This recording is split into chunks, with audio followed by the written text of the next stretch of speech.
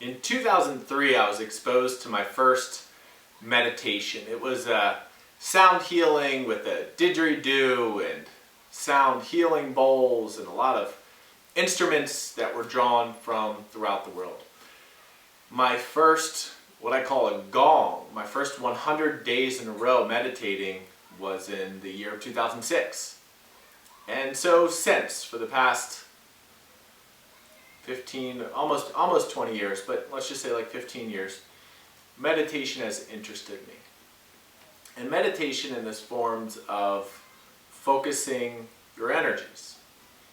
Not free from distraction, because I think distraction and letting your mind wander is quite elegant as it is to be human, and it's equally important to be able to focus our energies. The past few years, I have really studied and looked into, by the past few, I mean the past 5 or 6, looked into this idea of breathing and the power of breathing. And not in the sense of yoga, but let's say yoga was on the right track. Yoga in the sense of, if your rib cage is your largest landmass, and our rib cage often gets tight and shuts down your cerebral spinal fluid and your respiratory pump mechanism and the things that really let your tailbone and your head communicate and filter blood and energy to the rest of your limbs and then back. Well, if your rib cage gets locked up, what's one of the ways you can unlock it? By breathing.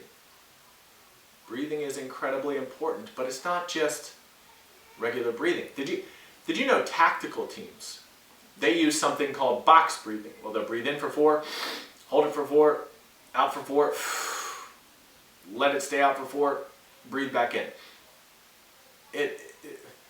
7 or 8 years ago, I had to look up some monk who studied somewhere to get these like ancient breathing practices that were incredibly cool, that would tap into different energies in the body. But now they have names for all these things in science, and one of those is box breathing, and it's a way of focusing your energy. But I like breathing and what I want to talk to you about in terms of loosening up the body. I think if you put your body into the right position, think like yoga-esque, but maybe a little bit more specific to the individual and their ailments in terms of how they want to heal. You can breathe and learn to breathe into different body parts, move the rib cage, you can open up an abundance of energy that was trapped because of tight tissue, because of tight mechanics in terms of how the body was moving, and really create a lot of freedom in terms of blood flow. Because when you breathe in certain ways, like let's say you breathe and you limit the amount of air that you're breathing in, you're going to increase your carbon dioxide. Well, by having more CO2 in your body, you actually are going to communicate to your body, to your cells, to release oxygen, oxygenate your blood. It's really fascinating stuff. And there are certain tactics and strategies for eliciting that, which I think are amazing, that they can find and track these things in science. And so my call to action to you, what I would like to bring up to the forefront of your mind is this idea of breathing and utilizing breathing as its own competency.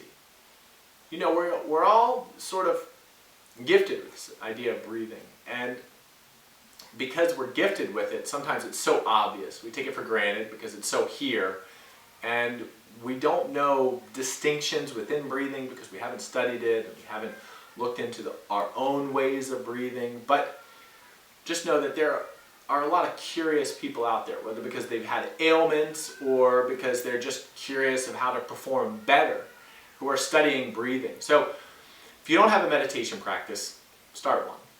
Whatever lineage or heritage or whatever it is that you like.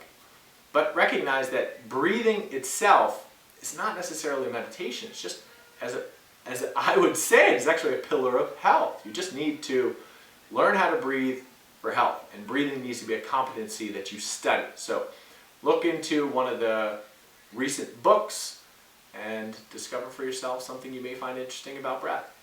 So if you like this, check out my YouTube channel, check out DominickSessa.com, check out my Instagram, sign up for my newsletter, and we'll talk soon.